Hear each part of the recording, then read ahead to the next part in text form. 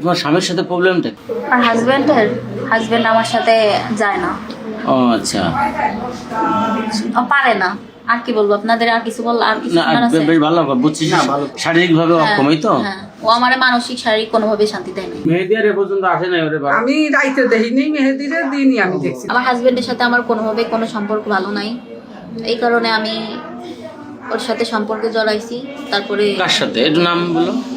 নামটা বলা কি খুবই জরুরি? হ্যাঁ, দীর্ঘদিন ধরে স্বামী শারীরিকভাবে অক্ষম থাকায় স্ত্রীর দৈহিক ও মানসিক চাহিদা পূরণ করতে ব্যর্থ হন।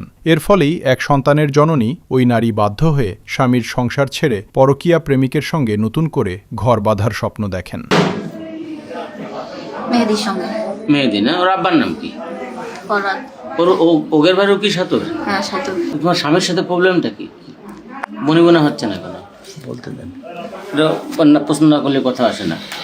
আর হাজবেন্ড আমার সাথে যায় না। ও আচ্ছা, ও পারে না। আর কি বলবো আপনাদের, আর কিছু বল, আর কিছু না জানার আছে? বেশ ভালো বুঝছি, শারীরিক ভাবে অক্ষমই তো। হ্যাঁ, ও আমারে মানসিক শারীরিক কোনোভাবে শান্তি দেয় না। শান্তি দেয় না, এই জন্য তুমি অন্য পথ বেছে নেছো। হ্যাঁ, ভুক্তভোগী তরুণী জানান, মোবাইল ফোনে নিয়মিত কথা বলতে বলতে পরকীয়া প্রেমিক মেহেদির সঙ্গে তার প্রেমের সম্পর্ক গড়ে ওঠে। একদিকে স্বামীর মানসিক নির্যাতন, অন্যদিকে নিজের শারীরিক চাহিদা পূরণ না হওয়ায় দাম্পত্য জীবনে চরম অশান্তি তৈরি হয়। এর এক পর্যায়ে তিনি স্বামীর বাড়ি ছেড়ে বাবার বাড়িতে চলে যান। পরবর্তীতে মেহেদির পরামর্শেই তিনি আলাদা একটি বাসা ভাড়া নেন। আবার ওর সাথে কথা বলতে বলতে একসময় ভালোবাসার দিকে চলে যাওয়ার পরে বাসায় অনেক ওর সাথে আমার হাজবেন্ডের সাথে ভেজাল হওয়ার পরে আমি চলে আসছি। সাথে ওর মানে বাপের বাড়ি আসার পরে ও বলছে যে ওইভাবে থাকলে মানে একটা ঝামেলা হবে, তাই বাসা নিয়ে দেওয়ার কথা।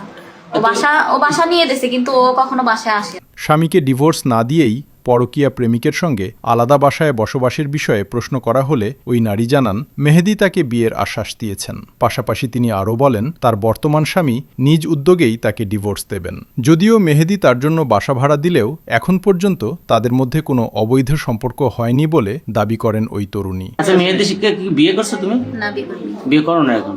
সে কি বিয়ে করবে আশ্বাস দিতেছে? হ্যাঁ, দিছে, বলছে ডিভোর্স করবে। এখানে বাসা নিয়েছো কতদিন? 1 তারিখে। 1 তারিখ না? কোন মাসের 1 তারিখে? এই মাসে, জানুয়ারি মাসে। ওই ঘরে কি ছেলে মেয়ে আছে?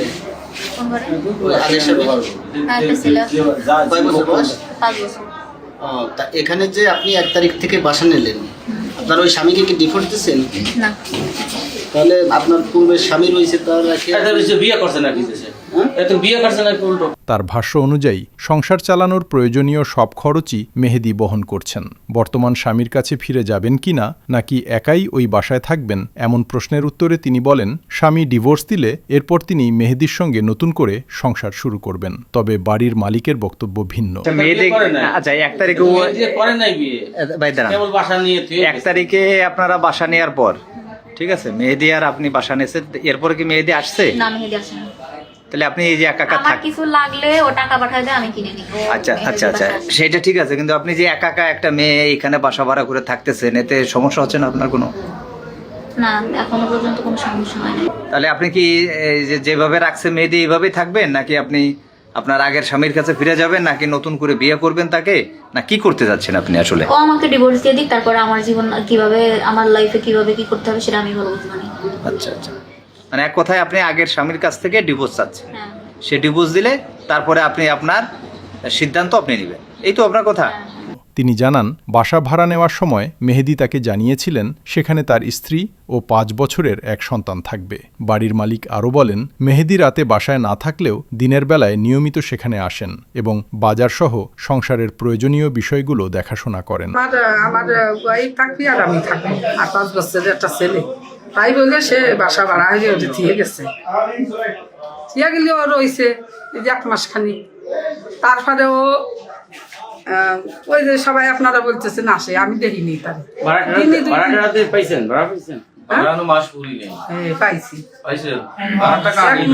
আমি তো অ্যাডভান্স নিয়ে নিছি 2-3 দিন।